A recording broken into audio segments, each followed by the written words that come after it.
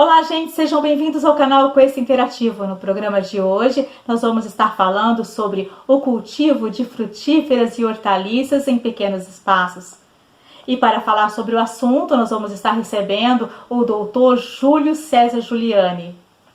O Dr. Júlio César vai contar pra gente e vai aí nos ensinar o que nós devemos plantar, como que nós devemos plantar e também os cuidados que devemos ter com as hortaliças e também com as frutíferas. Será que nós podemos plantá-las em casa, dentro de um vaso? Eu quero apresentar então para vocês o Dr. Júlio César Giuliani. Ele mora em Porto Alegre, ele é formado em Engenharia Agronômica pela Universidade do Rio Grande do Sul. Atualmente, ele ministra cursos de extensão em instituições em todo o Brasil. Ele é proprietário da empresa Doutor Hortos Cultivos Urbanos. A Doutor Hortos promove cursos na área de cultivos urbanos, desde o projeto até a execução e manutenção de jardins, hortas e pomares. Eu peço a você que ainda não se inscreveu no canal, que se inscreva, que compartilhe também esse vídeo, que passe para os seus amigos, que passe para a sua família, que compartilhe também nas redes sociais e também para os seus amigos do WhatsApp. Oi Elaine, tudo bem? Te agradeço primeiramente pelo convite. Acho muito legal essa tua iniciativa de fazer esses vídeos com muitas dicas, muitas informações importantes, principalmente na minha área, na área de jardinagem, que traz ideias para que a gente possa fazer nesse período de quarentena. Dr. Júlio César, vamos então à nossa primeira questão. Nós queremos saber aí se nós podemos plantar hortaliças e frutíferas em pequeno espaço. Nós podemos? E também eu quero saber também de você, nós podemos plantar em vasos? De repente a gente tem um espacinho na nossa casa, nós temos um vaso, nós podemos plantar aí uma jabuticaba ou talvez aí uma alface? Sim, Elaine, frutíferas, hortaliças a gente pode manter em reduzidos espaços, tendo cuidado também com insolação. A gente pode até trabalhar com outras plantas como temperos, chás, outras plantas produtivas em reduzidos espaços. E conforme o espaço eu posso utilizar até vasos, então sacada de apartamento, para dentro de casa, em algum lugar que bate sol perto da janela, eu posso plantar temperos, chás, hortaliças. As frutíferas, eu posso manter frutíferas, várias espécies de frutíferas em vasos. Conforme a frutífera, o vaso tem que ser maior, mas a gente pode manter ela a vida toda se a gente quiser num vaso. Dr. Júlio César, quais as plantas que podemos plantar em pequenos espaços e onde nós podemos plantar? Sim, Elaine, hortas, frutíferas, tem outras plantas também bioativas, que são plantas que têm alguma ação medicinal, na culinária, ou como aromática, que a gente pode manter em pequenos espaços. E tem vários espaços que a gente pode manter, não é só num fundo de quintal que nem a gente está vendo aqui. A gente pode utilizar essas plantas dentro de casa, em espaços com muita claridade, mas o ideal também é que bata um pouco de sol, né? E também a gente pode utilizar até no telhado, montar um telhado verde com plantas produtivas. E também em sacadas com plantas em vasos. Então a gente pode cultivar frutíferas, hortaliças, chás, temperos, essas plantas que são produtivas em recipientes, então em reduzidos espaços. Dr. Júlio César, vamos falar um pouquinho de ambientes internos. Quais são as plantas que nós podemos plantar em ambiente interno? A gente tem que ter um cuidado com o espaço para saber o quanto de claridade ou de sol a gente vai precisar. Então se bate pouco sol ou não bate sol, só tem claridade, eu tenho que escolher plantas de sombra ou plantas de interiores. São plantas que necessitam de muita claridade ou pouca claridade conforme o espaço. Então imaginem que a gente pode ter planta no banheiro de casa, onde não pegue muita claridade, e no nosso banheiro normalmente tem muita umidade. Então eu tenho que escolher plantas que recebam pouca claridade e suportem umidade, eu posso colocar no banheiro. Agora, se eu tenho um local que é muito claro, tem muitas janelas, entra muita claridade, eu escolho plantas que gostem de muita claridade, mas não pode pegar sol direto. Agora tem um local na minha sacada ou perto da minha janela onde bate 2, 3 horas de sol por dia, eu vou escolher plantas de meia sombra. São plantas que necessitam de um pouco de sol, mas não muito sol. O máximo de 4 horas de sol por dia. E a gente tem as plantas de pleno sol. São plantas que necessitam de no mínimo 4 horas de sol. Quanto mais sol, melhor. Por exemplo, as frutíferas. Então todas as frutíferas necessitam de muito sol. No mínimo 4 horas de sol por dia. Então as pessoas me perguntam assim, então eu posso plantar moranguinho dentro de casa? Se for uma janela onde pega sol a manhã toda, então no mínimo 4 horas de sol, ou a tarde toda, eu consigo produzir moranguinho em floreiras dentro de casa, próximo da janela. Mas eu quero ter uma jabuticabeira na sala da minha casa. É bem complicado, a gente tem que ter a jabuticabeira em vaso, por exemplo, que vai muito bem em vaso, mas eu tenho que levar ela para um local onde bate muito sol. No mínimo essas 4 horas de sol por dia. E quanto mais sol, melhor.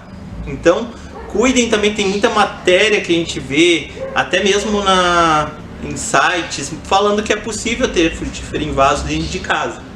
É possível se bate mais do que 4 horas de sol por dia. Dr. Júlio César, vamos falar um pouquinho agora sobre a luz solar. Como devemos e qual é a posição das plantas e o cuidado que nós devemos ter aí na hora de plantar essas plantas em relação aí aos raios solares? Com relação à orientação solar, quando se trata de chácara, de sítio, eu montando, instalando um pomar ou uma horta, eu cuido um pouco da orientação solar, que de alguma forma bata sol de manhã e de tarde. Então eu faço um plantio em sentido norte e sul. Então norte e sul, então eu sei que o sol, uma parte das minhas plantas estão pegando sol de manhã e o outro lado das plantas de tarde. Mas quando a gente tem a nossa casa pronta, montada, e a gente só tem aquele espaço para plantar, a gente não vai cuidar muito da orientação. Só vai ter que ter uma ideia de quanto sol bate. Então se não bate nada de sol, eu vou pegar plantas de sombra. Se bate pouco sol, vou pegar plantas de meia sombra. Por exemplo, os temperos, os chás, a maioria deles são plantas de meia sombra. Com pouco sol se desenvolve bem. Ou se bate muito sol, frutíferas, hortaliças no geral gostam de muito sol. Então a gente vai utilizar planta conforme o espaço. Dr. Júlio César, responde pra gente agora como que nós devemos fazer o preparo do solo para receber aí uma muda e qual também é o tipo de adubação que nós devemos estar fazendo. Para a gente preparar o nosso canteiro, então a gente mexer na terra, no nosso espaço, no nosso canteiro, para fazer uma horta ou para plantar uma frutífera, a gente tem que ter alguns cuidados importantes. A gente não vai fazer uma análise de solo, mandar um agrônomo fazer análise de solo. A gente vai fazer uma receita para que a gente saiba que garanta que a planta vai se desenvolver bem. Então o que eu recomendo quando fazer um canteiro é aplicar calcário, comprar o calcário e deixar todo o teu canteiro branquinho, colocar em torno de 1 kg por metro quadrado, mas também não precisa calcular 1 kg, mas deixa toda a terra branquinha para depois misturar. Então calcário, colocar um adubo orgânico, então ou composto orgânico, ou esterco curtido, ou verme composto, que é o humus, que é a compostagem das minhocas. Então é isso que eu recomendo para você fazer o preparo. Calcário e algum adubo orgânico misturado, incorporado na minha terra. Na hora de revolver o canteiro, de preparar o canteiro, vocês têm que cavucar 20 até 30 centímetros, deixar ele bem fofo, bem aerado. Isso vai garantir que a hortaliça venha com toda a força. Com relação à frutífera, às vezes a gente não consegue preparar todo o espaço onde vai estar a frutífera. Então eu vou fazer o canteiro por cova. Então eu recomendo, já que daqui a pouco a minha terra é fraca, eu faço um canteiro, uma cova grande, de 50 por 50 por 50 de profundidade, centímetros. Então assim, é uma cova bem grande, mesmo que a mudinha seja pequena, tem que fazer uma cova bem caprichada. Porque ali eu vou garantir que por um ano e meio, aquelas raízes se desenvolvam bem, da mudinha pequena, e depois ela tem a força de seguir adiante e quebrar barreiras e se desenvolver. Então faça uma cova grande. Nessa cova, colocar de meio quilo de calcário e também um balde de uns 10 quilos, 12 quilos de composto orgânico, ou esterco, ou verme composto misturado naquela terra. Então toda aquela terra que foi tirada eu coloco meio quilo de calcário e um balde de composto orgânico ou esterco misturado, para depois a gente plantar. Com relação ao vaso, a gente pode utilizar vasos de cimento, de cerâmica, de plástico. Então tem vários materiais, vasos de madeira, tem muita gente que usa restos de madeira para fazer vaso. Tem que cuidar o tipo de material. Um vaso de madeira ou de metal, ele vai durar muito menos, vai ter uma duração menor. Um vaso de plástico, conforme o material vai durar pouco. Um vaso de plástico preto com material reciclável, que for utilizado, material reaproveitável, ele é um plástico que vai durar 1 ou 2 anos e ele vai começar a rachar. Agora tem os plásticos que são com material mais puro, né? Principalmente aqueles vasos marrons, de outras cores, que não sejam preto, eles vão durar muito mais, por causa do material. Vaso de plástico a gente pode regar menos, porque a planta ela vai perder menos umidade, porque ela tem as paredes do vaso impermeabilizadas. O que vai evaporar do que tem ali, daquela terra, daquele substrato, vai evaporar por cima. Enquanto que um vaso de cimento ou de cerâmica, as paredes do vaso são porosas, tem espaços com ar, e por ali se perde também umidade por evaporação. No vaso a gente tem que cuidar, que tem que fazer a drenagem do vaso, a gente tem que colocar uma camadinha de brita, de argila expandida, telha quebrada, isopor picado. É um material para fazer a drenagem, para que a água sempre que chegue no fundo ela drene muito bem pelos furos. Então muito importante também é que tenha furo nos vasos. Se eu pegar um vaso grande e tiver só um furo, eu tenho que pegar uma furadeira, alguma coisa e fazer outros furos. Porque não pode pecar por ter só um furo. Então daqui a pouco, se o vaso é grande e tem um furo, faz mais furos. Eu uso uma manta, que é a manta de bidim, ou manta de drenagem. Eu coloco por cima dessa camada de brita, por exemplo, ou de drenagem. Eu coloco a manta de bidim porque eu garanto que por vários anos nunca vai ficar água entupida no fundo do vaso. Então o excesso de umidade no vaso é muito ruim, tem que sempre drenar muito bem. Daí eu uso substrato para plantas, eu não uso terra. Terra eu uso lá no canteiro, que eu mexo na minha terra, ponho um adubo. No substrato, no vaso eu utilizo substrato para plantas. É um material que foi passado por uma peneira, por uma compostagem. Então é restos de folhas, de cascas, a gente encontra em agropecuária, floricultura. Então são vários materiais que se tornam o meu substrato onde eu vou plantar. Ele vai ter uma boa quantidade de adubo, já vai estar pronto para eu plantar. Substrato para planta, a gente vai encontrar a base de casca de cana, bagaço de cana, engaço de uva, casca de eucalipto, casca de acácia, casca de turfa, casca de arroz queimada, carbonizada, crua. Então são vários materiais, a fibra de coco também, chips de coco. São vários materiais que, às vezes, uma composição de diferentes substratos vai dar um substrato ideal para aquele meu cultivo de plantas. Substrato tem várias características importantes. Ele é leve, tem grande porosidade, tem um bom espaço de aeração, que é importante porque as raízes elas precisam de uma aeração lá onde elas estão se desenvolvendo. Então, falando grosseiramente, elas precisam respirar para se desenvolver bem, as raízes das plantas. Vai ser um material bem leve. Vocês já tem, por exemplo, plantas que precisam ser leves, plantas que precisam de substrato leve para se desenvolver bem, que nem as orquídeas, algumas bromélias. Então, assim, são várias características químicas, biológicas, físicas importantes no substrato, que são muito melhores do que a gente colocar terra num vaso. Daí vocês imaginem, daqui a um tempo vai ser proibido a gente comprar uma terra preta, uma terra adubada, uma terra vegetal, porque essa terra está sendo tirada de algum lugar. Tem gente cavando buraco, destruindo barranco para nos fornecer essa terra. O substrato é muito mais ecológico e quem utilizar o substrato vai ver que ele é muito melhor do que a gente utilizar a terra no vaso. A adubação é um tema bem importante. Eu acho que isso daí, além da qualidade da muda, que você comprar uma muda de qualidade, que está bem formada, está com o torrãozinho bem formado, é a garantia, junto com a adubação, é a garantia de que meu pomar ou a minha horta vão ter um sucesso. Então não adianta eu fazer tudo, adubar bem e a minha muda ser uma muda que já veio doente. Então tem que tomar esse cuidado com a muda.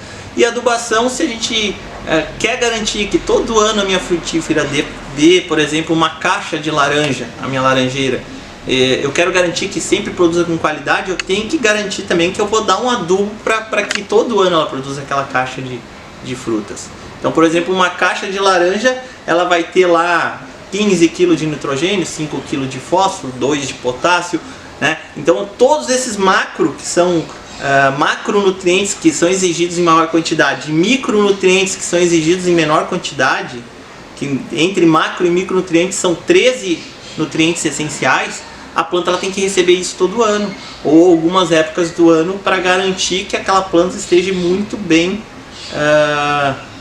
saudável, para que ela possa produzir sempre. O que eu vejo muita gente, por exemplo, que me procura porque a planta nunca mais deu flor e nunca mais deu fruto. Justamente falta de adubação, porque por vários anos ela conseguiu dar flor e fruto, mas chegou uma hora que ela não tinha mais reserva, ela não tinha de onde tirar esses nutrientes para se desenvolver. O que eu recomendo no geral, para frutíferas, hortaliças, chás, temperos? É a gente utilizar um composto orgânico, um esterco curtido ou um verme composto, o humus da minhoca. Esse material ele vai ter esses 13 nutrientes que eu falei essenciais nesse material que eu vou colocar na terra ou no meu vaso, garantindo que a planta ela vai se desenvolvendo muito bem, e aos poucos a gente só vai largar em cima do vaso esse composto ou esse esterco por cima dos vasos ou por cima da minha horta, garantindo que por vários meses a planta ela vai estar absorvendo um pouquinho daquele adubo. O que eu não recomendo nunca para vocês é ir na agropecuária ou ir na floricultura comprar aqueles NPK. NPK, nitrogênio, fósforo e potássio. Ali é um granulado, um produto que é mineral, químico, que você vai lá e coloca aquele granulado e ele se dissolve e libera para a planta o nitrogênio, fósforo e potássio. Boa parte daquele nitrogênio, fósforo e potássio ele é volatizado com o tempo, rapidamente, ou lixiviado. Com a água da irrigação se perde muito. Então muito pouco a planta absorve e rapidamente, em uma semana, 15 dias, já não tem aquele nutriente mais para a planta. E se você aplicar muito NPK, você vai acabar com as minhocas que tem na tua terra, você vai acabar com a microbiologia do seu solo. Mas para que biologia do solo é interessante? Não, é muito interessante porque ali eu vou ter micro-organismos que vão ajudar a decompor uma matéria orgânica, a gente vai ter uma maior aeração da nossa terra por causa das minhocas, a gente vai ter fungos micorrízicos que são interessantes para as raízes se desenvolverem e puxarem e fornecerem nitrogênio para as plantas. Então tem várias funções importantes que a biologia vai ser melhor se a gente fizer uma adubação orgânica. Doutor Júlio César, vamos falar um pouquinho sobre cultivo orgânico. É possível aí a gente fazer um cultivo orgânico em pequenos espaços? Como vocês já perceberam nas outras respostas, é muito possível e eu acho que é o futuro, né? A gente pensar em qualidade, pensar em cultivar plantas no nosso espaço com qualidade, porque a gente vai se alimentar daquilo. Espero que futuramente não se possa vender esses produtos químicos, esses agrotóxicos que ainda são fáceis da gente encontrar até em agropecuária. Então são produtos cancerígenos, produtos que nos trazem problema para a nossa saúde, dos nossos filhos, nossos parentes. Então assim, é importantíssimo que vocês façam sempre uma adubação orgânica. Tem receitas que são para controle de pragas e doenças, que são importantes, que a gente pode fazer de uma forma agroecológica, uma forma que vai ser eficiente para a nossa horta, para o nosso pomar. Então sempre façam uma adubação orgânica. Doutor Júlio César, vamos falar um pouquinho sobre irrigação. Quando e como devemos irrigar? É necessário fazer reposição de nutrientes e cobertura para a manutenção? Irrigação é um tema importantíssimo. Vocês têm que ter um ponto de água próximo, tem que saber que vocês vão ter que regar. Se for no verão forte, se estiver batendo muito sol naquela planta, vão ter que regar diariamente. Então tem que ter uma noção boa do espaço de vocês. Eu não vou poder regar todo dia, eu vou botar um sistema de irrigação. Mas eu quero, todo dia eu vou ter um acesso. Então não precisa, eu vou eu mesmo regar. As plantas no geral têm um comportamento diferente, a gente tem umas plantas que são mais suculentas, que são também os cactos, são plantas que a gente não pode regar muito. Para vocês terem uma ideia, uma cactácea ou uma suculenta, no verão forte a gente vai regar uma vez por semana, enquanto que no inverno a gente pode regar a cada 15 dias. Agora falando das nossas plantas bioativas, plantas produtivas, no geral elas exigem muita água. Então a gente vai manter sempre o canteiro mais úmido. Uma regra geral, a gente colocar o dedo na nossa terra, no nosso canteiro ou no nosso vaso, a gente coloca o dedo na terra e tira o dedo. Se o dedo sair limpo, sair seco, sem grudar a parte da estrutura do substrato ou da terra, ficar grudado no nosso dedo, então ficou seco, é porque está seco ali, então eu vou regar. Se eu coloquei o dedo e saiu todo sujo com parte de terra e substrato, eu não preciso regar. Então esse é um cuidado geral. A época de irrigação, período de irrigação, a gente pode regar ou de manhã cedo ou no final da tarde. A gente nunca pode regar nas horas fortes do sol, das 10 da manhã até umas 4 da tarde. Isso daí vai trazer vários prejuízos para a planta regar nesse horário, porque a planta está pleno vapor fazendo fotossíntese, com os estômatos abertos. Eu vou lá e jogo água, rego a planta, ela rapidamente fecha os estômatos para a fotossíntese, ela entra em colapso. Ela estava num processo e daí acaba aquele processo. Para ela voltar a fazer fotossíntese levam várias horas. De repente, conforme a planta naquele dia, ela já não faz mais fotossíntese, então ela sofre um estresse. Então é importante não regar nas horas quentes do sol, do dia. Isso é o mais importante. Agora, se rega de noite ou de manhã, a diferença é muito pouca. O ideal que pesquisadores fizeram trabalhos mostrando, de manhã cedo seria melhor do que de noite, porque de manhã durante o dia que a planta vai ter maior atividade, vai exigir mais água. Durante a noite ela exige menos.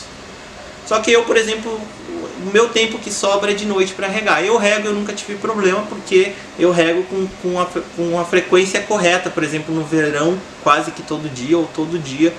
Com relação a vaso, principalmente, no verão a gente tem que regar todo dia. Mas aquela dica importante é colocar o dedo para ver se está úmido ou não. Quando a gente faz uma adubação no plantio, a gente vai plantar, a gente coloca uma certa quantidade de composto, de esterco e aduba para depois plantar. Então essa a gente chama de adubação de base. Então a gente já adubou, a planta, a terra está bem adubada, eu coloquei as minhas mudas. Por certo período a gente não precisa fazer nada, porque a planta o canteiro já está adubado. Mas com o tempo, lá 2, 3 meses após, a gente tem que, ou quando for renovar as hortaliças, readubar, colocar mais composto e misturar, ou se não, fazer adubações de cobertura. Com adubos foliares, tem adubos à base de chorume, adubos orgânicos que a gente vai diluir em água e vai utilizar no nosso canteiro com a água do regador, pode molhar todas as folhas. Os adubos foliares é interessante a gente molhar as folhas, porque a planta ela absorve rapidamente aquele adubo.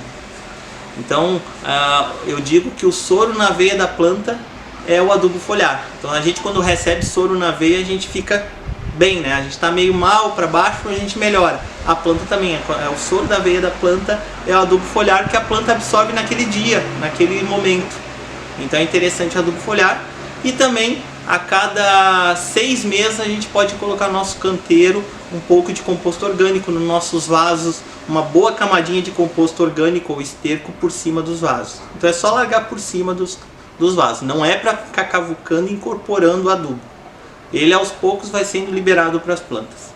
Dr. Júlio César, responde para a gente agora quais os tratos culturais necessários e adequados para a manutenção das plantas. Então a gente tem vários cuidados que a gente pode ter para ter um sucesso na nossa horta, no nosso jardim, no nosso pomar. Então assim, a gente tem que estar sempre de olho se tem alguma planta, algum galho secando, algum galho doente, ou um ataque muito forte de inseto, a gente tem que estar de olho. Então um dos tratos culturais que são importantes na nossa horta, no nosso pomar, é a poda. Então a gente tem que fazer essa poda de limpeza o ano todo. Tirar galho seco, tirar algum galho que está muito atacado e daqui a pouco a planta não está atacada por inseto, só aquele galho a gente pode tirar aquele galho. A gente tem que acompanhar, a irrigação é um trato cultural bem importante, que faz parte também, que não pode faltar água. Não adianta a planta estar bem adubada, estar bem podada, estar bonita, estar no sol e faltar água. Isso é o suficiente para ela não absorver adubo nenhum e sofrer. Então, já que eu falei de água, de irrigação, se você passar uma semana sem botar água no teu pomar e o frutinho, por exemplo, laranja, uma laranjeira está se desenvolvendo com a laranjinha pequena, e naquela semana ela sofreu um estresse muito grande, provavelmente aquele fruto, quando crescer mais, ele vai rachar, e eu não vou ter colheita naquela planta. O que está acontecendo agora aqui no Rio Grande do Sul é isso, é um período de seca de 3 meses, quase 4 meses, e as laranjeiras que estão se desenvolvendo já estão rachando todas. E citros, tem bergamota, as mexericas, né, para vocês, estão rachando. A gente está tendo problema porque a gente teve um período de seca grande e a maioria dos pomares aqui não são irrigados. Outro trato cultural importante é a gente prevenir, fazer uma prevenção na nossa horta ou no nosso pomar.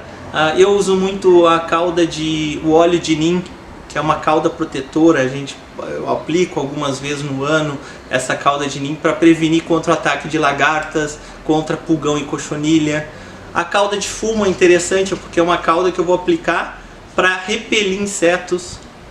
A gente tem que proteger alguns insetos também, que é a joaninha, tem uma cigarrinha que é importante, tem uma vespinha que também são inimigos naturais, que são chamados, mas eles são nossos amigos. Eles estão protegendo a nossa horta. Eles estão se alimentando de lagartas, de cochonilhas, de pulgões, mosca branca. Então vários insetos que fazem mal para a nossa horta. Dr. Júlio César, vamos falar um pouquinho agora sobre pragas e doenças. Quais são as preocupações que devemos ter ao ataque de pragas e doenças? Como proceder aí aos ataques de pragas e doenças às nossas plantas e às nossas mudas?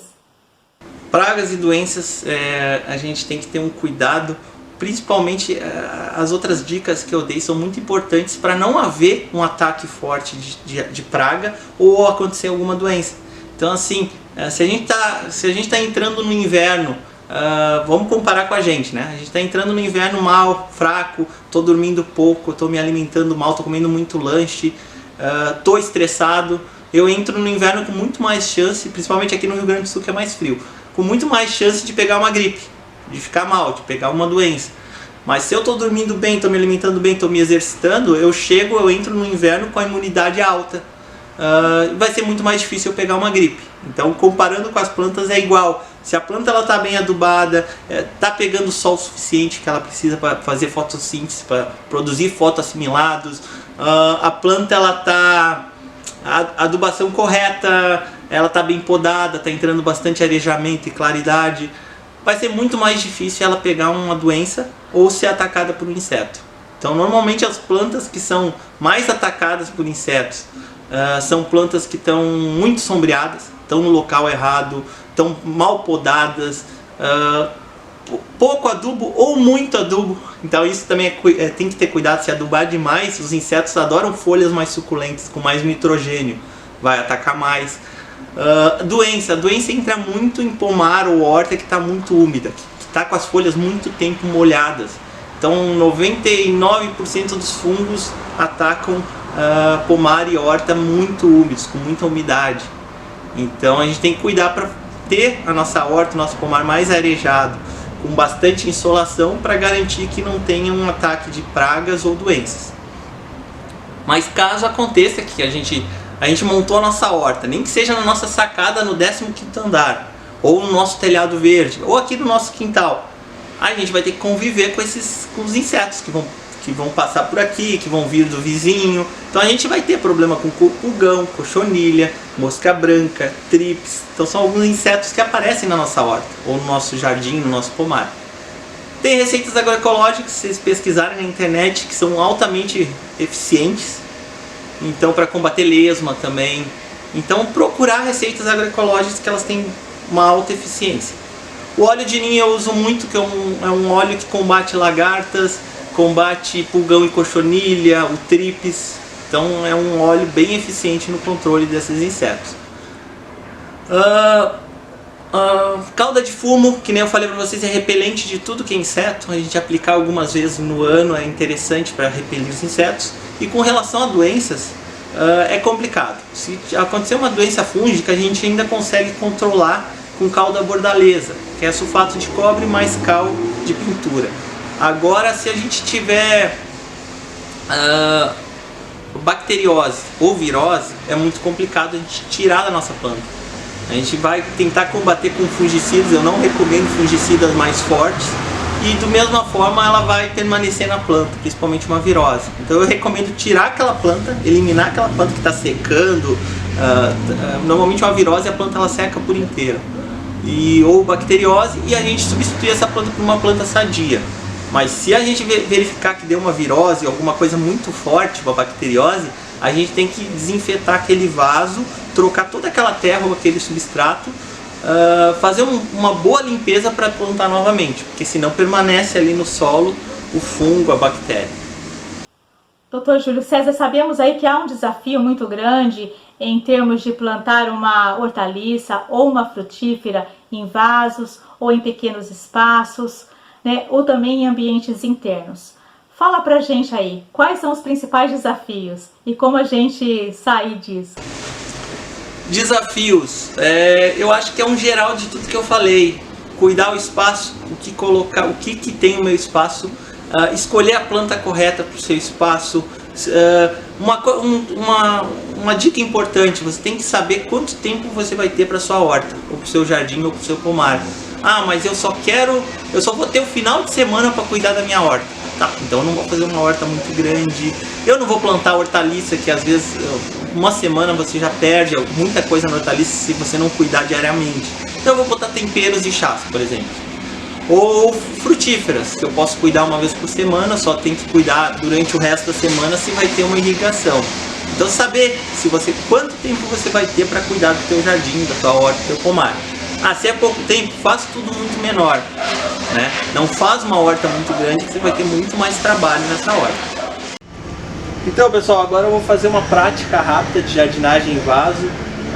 Vou fazer um vaso de cerâmica pequeno. Tem que ter aquele cuidado que eu falei para vocês do vaso ter pelo menos um furo. Se for um vaso até esse tamanho, tudo bem, um furo. Agora maior do que isso é bom ter vários furos. Tem que ter aquele cuidado que nem eu falei que vaso de plástico, que nem essa floreirinha, esse vasinho, essa cuia de plástico, a gente vai ter que regar menos do que um vaso de cerâmica. Importante a gente fazer uma boa drenagem. Então, tenho o meu vaso, tenho o furo do vaso. Nesse caso aqui, para fazer a drenagem do meu vaso, eu vou utilizar argila expandida. Então, a argila expandida é um material que é muito utilizado na jardinagem por ser um material leve. Então, eu coloco uma pequena camada no fundo do meu vaso. Podem ver aqui, é para forrar o fundo, para evitar que fique água parada no meu vaso. E vou utilizar a manta de drenagem, que é o bidim. Então, essa manta de drenagem a gente sempre corta maior do que o vaso e acomoda nele. Então a gente não tem problema ter sobras nas laterais do vaso, o problema é que se for curto demais. Assim eu vou garantir de que a terra ou o substrato que eu colocar aqui, ele não vai entupir, se envolver no meio da argila expandida e entupir o fundo do vaso. Eu vou garantir que por anos vai funcionar muito bem essa drenagem, nunca vai ficar água parada aqui. Uma dica também bem importante nesse caso da jardinagem é a gente utilizar luva. Parece bobagem, mas a gente acaba se cortando, pegando algum fungo nas unhas. Então é interessante a gente utilizar uma luva de jardinagem. Aqui eu tenho um substrato misturado com composto orgânico. Então aqui tem turfa, que é um substrato, e um adubo orgânico, que é o composto orgânico. Então aqui não tem terra, é um substrato. Eu vou acomodar o meu substrato, eu vou acomodar no vaso. Então eu vou colocar ele até uma certa altura e acomodei ele no vaso. Tá? Eu não vou socar, mas eu vou dar uma apertadinha para acomodar ela, para não ficar espaços de ar no fundo do meu vaso. Eu tenho um poejo aqui, que é um chá muito utilizado. Poejo é uma planta bem legal da gente manter ela em vaso. Esse é um poejo velho, uma mudinha velha que estava no vaso. A gente pode ver que a muda está há muito tempo no vaso, que tem muitos galhos secos. A planta ela está há muito tempo num local onde já não era para estar, ela já era para ter sido transplantada para outro vaso. Então eu vou fazer nessa planta aqui uma poda de limpeza, eu vou tirar todos esses galhos secos que não tem função. Então eu posso pegar uma tesourinha de poda e eu vou colocar aqui, apoiar aqui e vou eliminar todos esses ramos secos.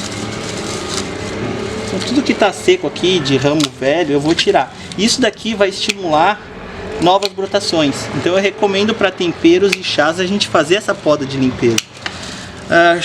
Tempero como manjerona, manjericão, o orégano, tomilho, são plantas que se você não fizer a poda de limpeza nela, ela vai ficar com muito ramo seco, ela vai ficando feia com o tempo. O alecrim, a salvia, se vocês não podarem ele, não manterem ele baixo, ele vai ficar muito arbustivo, vai ficar cheio de madeira velha, de ramos velhos em cima, então com o tempo tem que trocar, né? Fiz a linha limpeza, deixei mais ramos, os ramos bonitos, e o que tinha seco eu tirei. Então eu tô dando uma poda até para estimular novas brotações na minha planta. Fiz a poda então de limpeza. Eu vou tirar a planta do meu vaso, do vasinho de plástico. Dou uma apertadinha para facilitar e puxo ela. É legal vocês começarem a olhar bem as raízes da planta. Tem gente que diz que nunca se mexe no torrão. Eu já acho que tem que mexer no torrão. Se a planta ela tá com as raízes enroladas na volta do vaso ou no fundo, a gente tem que vir com a tesoura e cortar o fundo e cortar e fazer cortes nas laterais se tiver a raiz enrolada. Nesse caso não tá, vocês podem ver que tá bem soltinho, ó. Eu vou dar uma mexida aqui. Pode ver que as raízes estão bem soltas, elas não estão, por mais velho que esteja essa planta no vaso, ela não está sofrendo nesse vaso. Então aqui eu não vou precisar podar essa raiz, ó, a raiz está solta. Então aqui ela está pronta para plantar. Legal vocês acompanharem a cor das raízes. Quanto mais clarinha a raiz, você vê que mais saudável está a tua muda. Então ela está clarinha, está mais branquinha. Então depois de ver se a raiz está boa, se não está enrolada, eu vou plantar ela num vaso. Essa parte aqui que vocês estão vendo aqui, onde sai a folhagem, onde saem os raminhos, onde está verde aqui, é o colo da planta. Então é nesse nível que ela tem que estar no vaso. Eu não vou encher de terra ou substrato até uma altura acima dela. Se eu encher de substrato até aqui em cima, tudo isso que está verde vai apodrecer e a planta ela pode morrer. Então a gente sempre deixa na altura da muda que eu comprei, do colo da planta. Eu vou colocar minha mudinha aqui. Vou centralizar ela, vou dar uma apertadinha, vou segurar aqui a folhagem para facilitar, vou pegar o meu composto com substrato e vou espalhar. Como eu disse antes, não recomendo colocar terra em vaso, sempre um substrato adubado e melhor ainda com uma matéria orgânica, com material orgânico, como um composto, um esterco curtido, humus. Então eu larguei meu substrato com adubo orgânico e vou dar uma acomodada, eu vou dar uma apertadinha, ó, nas laterais. Eu vou acomodar essa muda, mas eu não vou socar também. Mas essa acomodada é importante para não ficar entre a raiz da planta e o substrato que eu coloquei antes. Tá. Sempre eu deixo 1 a 2 dedos, aqui eu deixei 1 dedo e meio, ó, da parte de cima do vaso. Tem que deixar um espaço para que fique, quando eu coloque água, não fique derramando para fora do vaso. Então tem que ter essa borda aqui, né, bem definida para que não fique vazando água para fora do vaso. Então aqui plantei. O que eu poderia fazer aqui? Eu poderia colocar casca de pinos, casca de eucalipto, chips de coco, algum material grosseiro aqui por cima para manter a umidade e para que não venha para que não surjam plantas espontâneas aqui no meio. Então um exemplo disso é essa figueira aqui que eu plantei no vaso e eu coloquei casca de pinos. Então aqui nunca fica surgindo plantas espontâneas no meio e sempre mantém a umidade do vaso. Voltando aqui, o poejo ele é uma planta pendente, ela pende para fora do vaso, então ela vai continuar tendo essa característica de pender para fora do vaso. Eu ainda posso tirar mais alguns ramos secos, que agora que eu abri ela eu consigo enxergar melhor. E tá aqui o meu vaso que eu vou levar para a minha sacada do meu apartamento. O poejo, como a maioria dos chás, com 3 horinhas de sol já é o suficiente para ele se desenvolver bem. Ele é uma planta de meia sombra.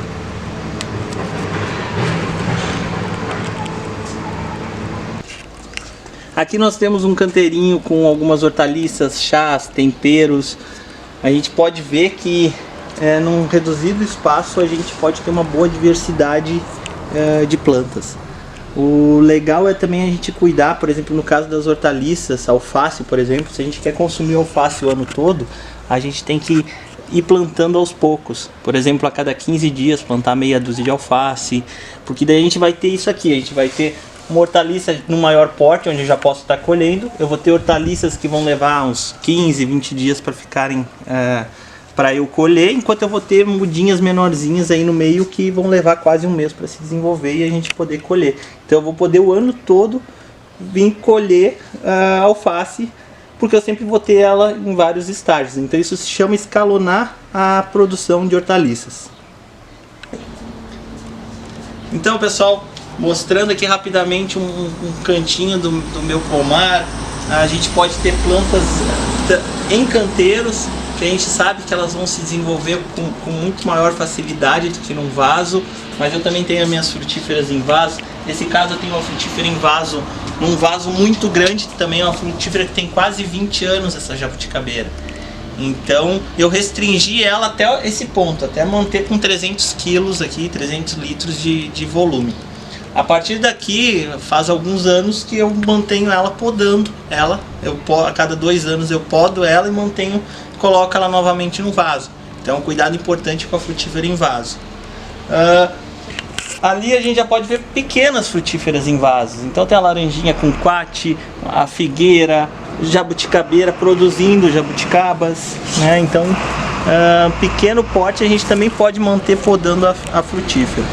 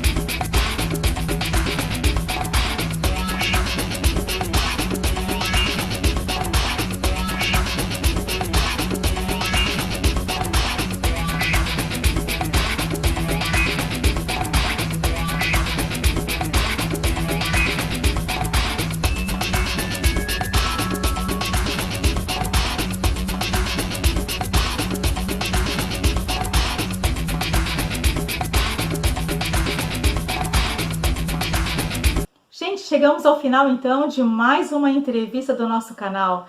Uma entrevista maravilhosa, que a gente pode aí aproveitar esses pequenos espaços que tem na nossa casa, que tem no nosso apartamento, e estar aí plantando uma hortaliça ou até mesmo uma frutífera. Se você ainda não é inscrito, eu peço que se inscreva no canal e também aperte o sininho, porque aí você vai ficar sabendo de novos conteúdos que vão subir na plataforma. E também é uma forma da gente conseguir trazer outras entrevistas e outras pessoas para o canal, tá bom?